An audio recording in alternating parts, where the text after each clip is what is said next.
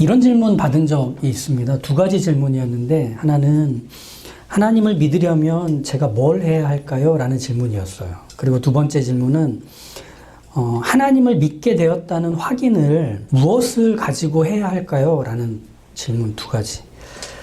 목사로서 참 많이 받는 질문이기도 하고요. 그리고 성도라면, 교회에 다니고 있다면, 교회에 대해 관심을 갖고 하나님에 대해 알고 싶은 사람의 마음 안에서는 이 질문은 계속 생겨나는 것 같습니다. 첫 번째 질문은 사실 대답하기 좀 어려운 질문 같아요. 왜냐하면 성경을 읽는 것도 좋고 기도를 하는 것도 좋고 조금 더 의지가 있다면 선교지에 나가보는 것도 좋아요.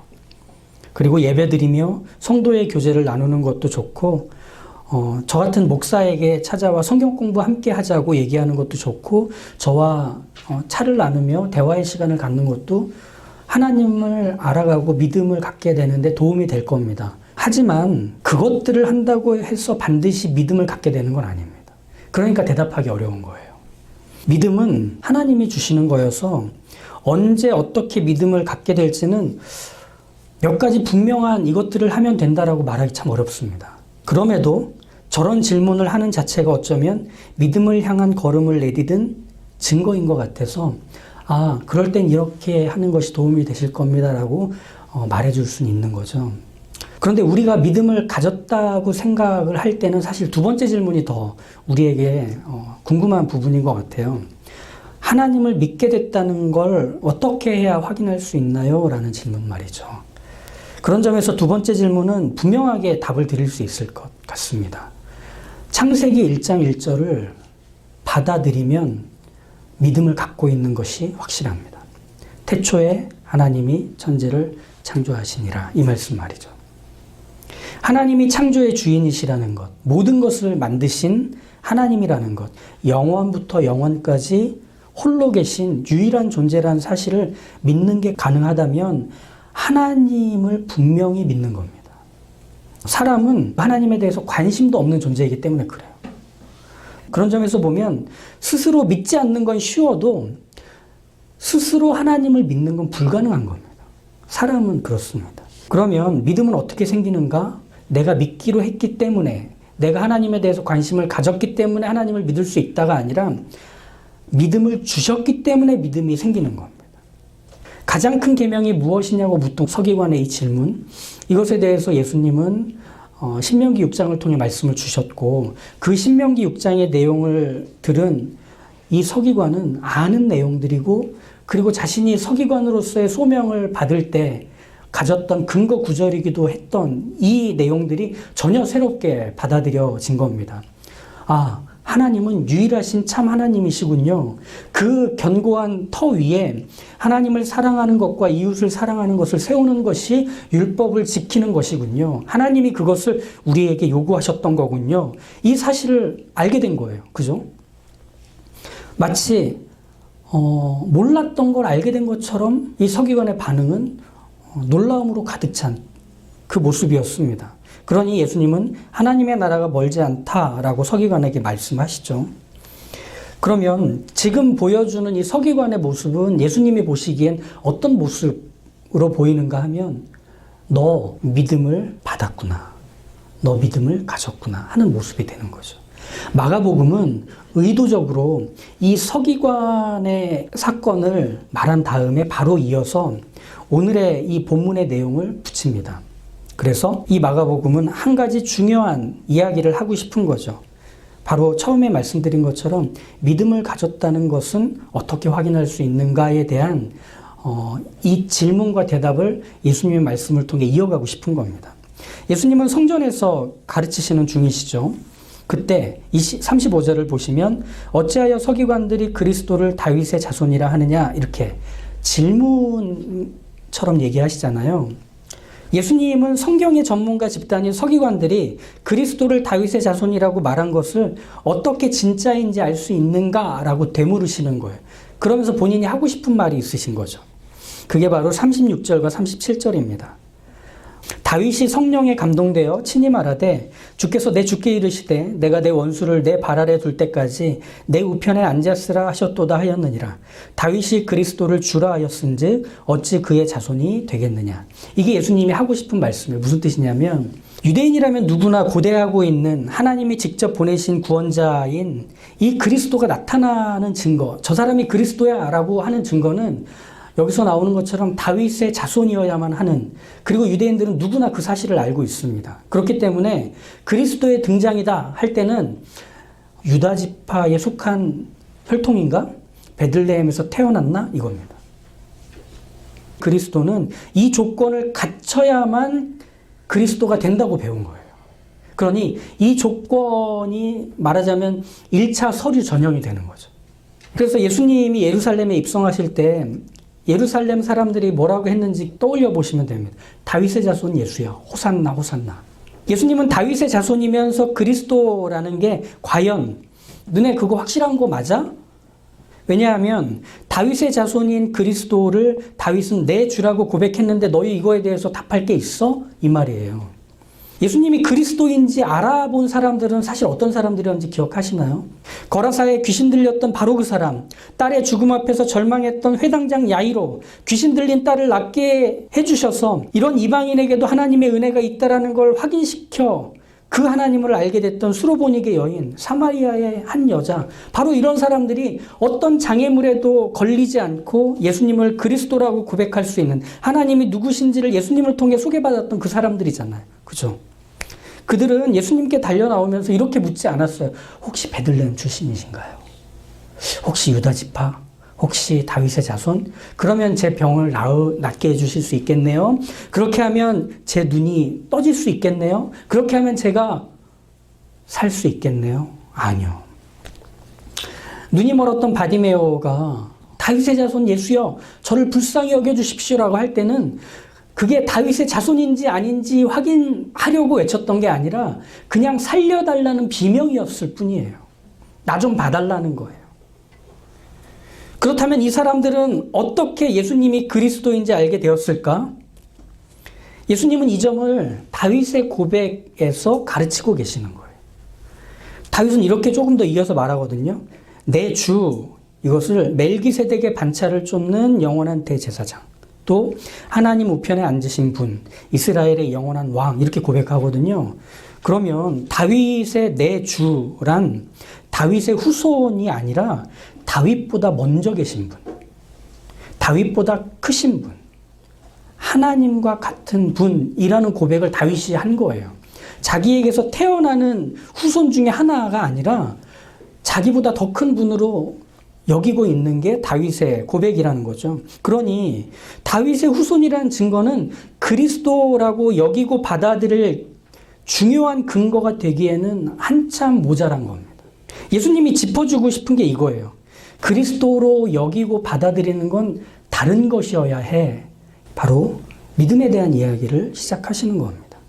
그리스도를 알아보는 것은 그가 다윗의 자손이기 때문에 알아보는 게 아니고요. 다른 방법을 통해 알아보게 됩니다. 예수님이 하신 이 말씀을 베드로는 예수님이 하늘나라 하나님 우편에 가신 후에 120명의 성도들과 함께 기도하던 중 성령이 오셔서 성령이 충만하게 되어 외쳤던 그 설교에서 다시금 반복하거든요.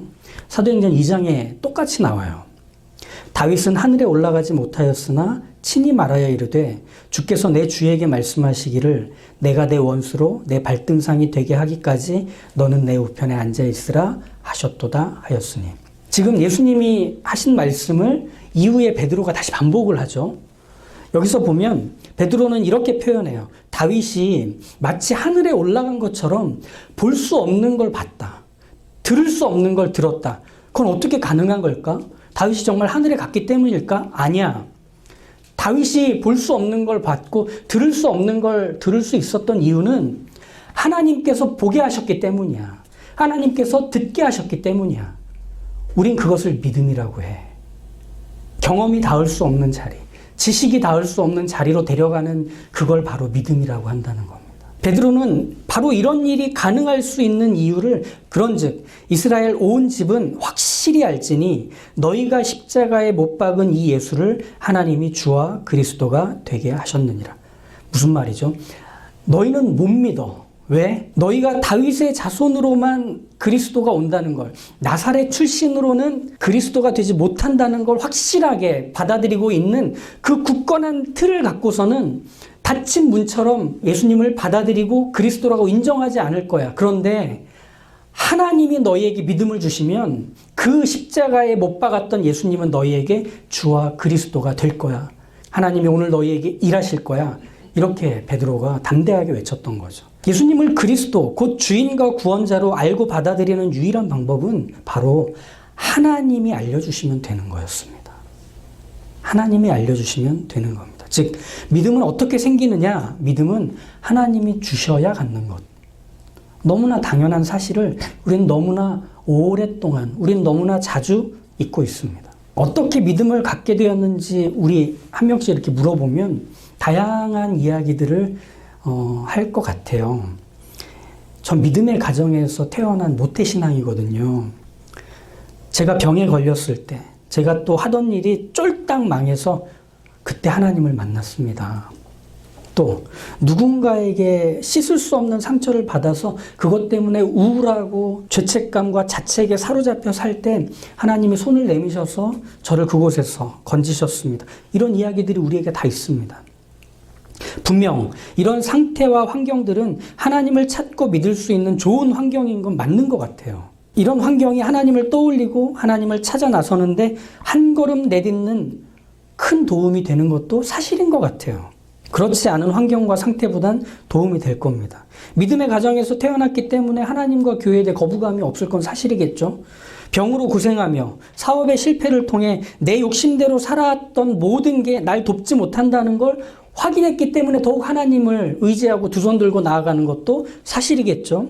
누구도 내 상처와 두려움, 우울감과 자책을 이해해 줄 수 없다는 걸 경험했기 때문에 그걸 이해하시는, 그 마음을 아시는 하나님께 마음 열고 나아갈 수 있기 때문이겠죠. 그런데 이런 상태와 환경이 하나님을 믿게 해주는 것은 아닙니다. 하나님을 자연스럽게 떠올리지도 삶에서 중요하게 여겨오지도 않았던 그게 우리였습니다. 봄이 찾아왔잖아요. 그죠? 나뭇가지 보면 그 꽃봉오리들이 이렇게 싹싹 피려고 애쓰는 게 보입니다. 그 봄의 냄새가 있습니다. 그리고 봄의 생기가 여기저기 가득 차 있는 것들이 보입니다. 설레임과 기대, 그 푸릇푸릇한 어떤 그 느낌들을 우리는 지금 풍성히 누리고 있습니다. 근데 여기서 하나님을 떠올린다고요? 여기서 누구나 나뭇가지와 풀과 새소리와 하늘과 바람, 겨울과는 확연히 달라진 이 모든 것들을 확인하며 하나님의 살아계심, 하나님의 함께하심, 하나님의 일하심을 떠올릴 수 있다고요? 아니요. 어떤 카페가 핫하다는데 거길 가볼까? 오늘 누구랑 놀아야 재밌을까? 우리 이런 생각 먼저 해요. 하나님을 떠올린다고요? 그렇지 않아요. 심지어 자연에 대한 깊은 경외감과 겸손의 순간에도 사람은 하나님을 떠올리며 하나님이 이 모든 걸 창조하셨구나 그렇게 생각 안 해요. 와, 잘 살아야지. 착하게 살아야지. 여기 이상은 못 갑니다.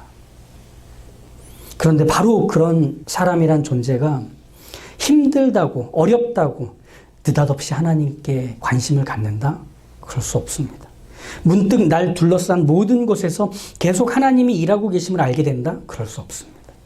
하나님을 소개하는 성경을 읽고 싶어지고 하나님에 관해 말하는 사람들의 이야기가 듣고 싶어지고 하나님을 만나고 싶은 마음이 커진다? 그럴 수 없습니다. 하나님을 늘 관심 없어 하던 사람이 이런 급격한 변화, 하나님을 알고 싶고 하나님을 만나고 싶고 하나님을 믿고 싶다는 마음을 갖는다는 건 우리에게서는 불가능한 영역이라는 뜻입니다. 생각해 보세요. 어느 날 문득 내 인생의 유일한 관심은 올인어굴이야. 나는 이것에 내 모든 시간과 에너지와 가지고 있는 걸 다 투자해서 이 연구에 힘쓰도록 할 거야. 난 그것만이 내 유일한 인생의 목적이야. 이렇게 말하는 거랑 똑같은 거예요. 내가 하나님께 관심을 갖는다는 것. 사람에게는 바로 그런 일이 일어나는 것과 같은 거죠. 근데 그런 일이 일어납니다. 삶의 방향을 전환하고 낯설고 그 이상한 일에 감행하기로 하는 겁니다. 그건 내가 알고 싶어서 생긴 일이 아니라 나를 알게 하시려고 일으키신 하나님의 일하심의 결과였던 거예요. 그렇다면 믿음은 이런 거 아닙니까? 하나님의 마음, 하나님의 의지, 하나님의 계획의 결과, 그것이 나의 믿음이 되는 거예요. 내가 시작한 게 아니라 그분이 시작한 거예요. 내가 이성적이고 과학적인 인간이라 원래라면 하나님을 믿을 리 없는데 내가 형편에 내몰리다 보니 마지못해 이렇게 하나님께 두 손 들고 온 거야 라고 사람들이 말하곤 해요. 역시 내게 익숙하고 편안한 자리는 교회였어. 하나님이었어. 두 손 들고 내가 옵니다. 하나님 날 받아주십시오. 우리 어머니의 기도는 하나도 땅에 떨어지지 않은 것 같아 라고 우리 말해요. 그럼 하나님 사실 자존심 상하실 것 같아요. 야, 내가 했어. 내가 너 끌고 온 거야. 내가 너 참았어. 내가 너 오랫동안 기다려서 이렇게 데려온 거야. 너 도망치고 거부하고 무시했잖아. 그런데 나는 끝까지 너를 붙잡고 여기까지 데려온 거야 라고 하나님 말하실 것 같아요. 근데 하나님 그렇게 얘기하시지 않아요. 우리의 변화, 우리의 회복, 우리의 거듭남에 대한 그 고백, 그것으로 하나님이 기뻐하세요. 왜? 거기에 하나님의 영광이 드러나거든요. 그 누구와 비교할 수 없는 오래 참으시는 그분의 사랑, 그 한 존재를 향해 다함없는 성실함으로 견디시며 붙드시는 그분의 호의, 친절함. 하나님이 전부하신 겁니다. 바로 그 하나님이 전부하셨다는 인정에서부터 우리는 노래하는 인생이 됩니다. 이사야서 43장 21절에 이 말씀이 있어요. 이 백성은 내가 나를 위하여 지었나니 나의 찬송을 부르게 하려 함이라. 우리는 하나님을 떠났습니다. 하나님을 버렸고 하나님을 무시하며 살았습니다. 그런데 하나님은 기어이 추격해 오셔서 우리를 다시금 하나님의 자녀로 태어나게 만드십니다.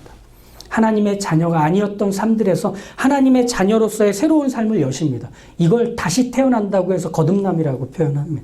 그 일을 이루십니다. 그리고 나서 다시 태어난 우리를 어떻게 살게 하시느냐? 내가 네 인생을 새롭게 시작했으니 그 새로움이 끊임없이 일어나는 자리에 너를 세울 거야. 그래서 내가 모든 자리에서 어떻게 하나님인지를 믿음의 눈으로 보게 하고 믿음의 귀로 듣게 하고 믿음의 입술로 고백하게 만들 거야. 그러니 모든 자리에서 내가 어떻게 하는지 보렴, 들으렴. 다윗이 그랬잖아요.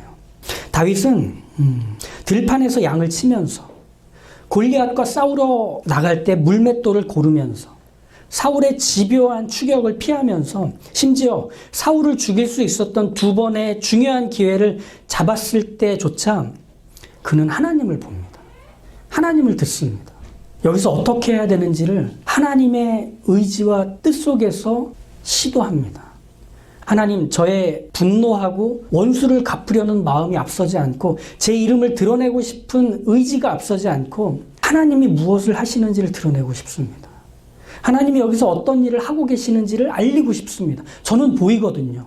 저는 그게 들리거든요. 그러니 그 하나님을 앞세워서 하나님만 소개하고 싶습니다. 그게 다윗이 믿음으로 살았던 삶의 노래들이었고 그 노래가 쌓인 내용이 시편의 내용들이 되는 겁니다. 하나님은 다윗에게 그런 하나님이셨습니다. 눈을 감는다고 보이지 않는 게 아니신 분. 언제나 한결같이 함께 하시고 돌보시고 인도하시고 이기게 하시는 분. 자연 모든 만물과 시간과 공간까지 동원하셔서 하나님의 약속을 명예롭게 성취해내시는 분임을 다윗은 안 볼 수 없는 거예요. 안 들을 수 없는 거예요. 그러니 인정하는 거죠.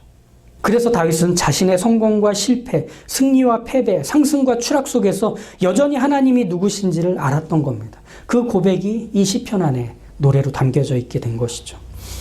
다윗은 그렇게 하나님을 모든 자리에서 보고 듣고 만나는 신비를 살았던 겁니다.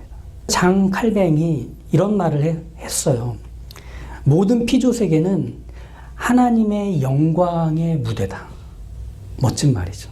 우리는 보는 겁니다. 아, 하나님이 일하고 계시는구나. 하나님이 당신의 뜻을 이루고 계시는구나. 나의 계획이 실패하고 내가 추락하는 것 같고 내가 한 번도 걸어가 본 적이 없는 이 이유와 내일을 살아가 어떻게 해야 될지 막막해 보여도 아, 하나님이 일하시는구나. 하나님이 거기서 여전히 당신의 뜻을 이어가고 계시는구나. 당신은 당신의 그 아름다움과 찬란함과 영광이 무엇인지를 드러내시는 일을 하시는구나. 그럼 나는 그 일이 일어나고 있는 현장에서 그분의 노래가 되고 싶다. 그분을 선언하는 외침이 되고 싶다.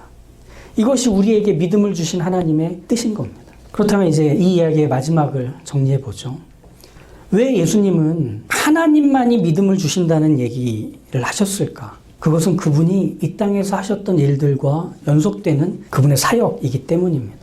예수님은 하나님이 누구신지를 알리시고 하나님이 어디에 계신지를 보이시고 하나님이 무엇을 하시는지 바로 그곳으로 데려가시는 일을 늘 해오셨던 분이며 언제나 하시는 분입니다.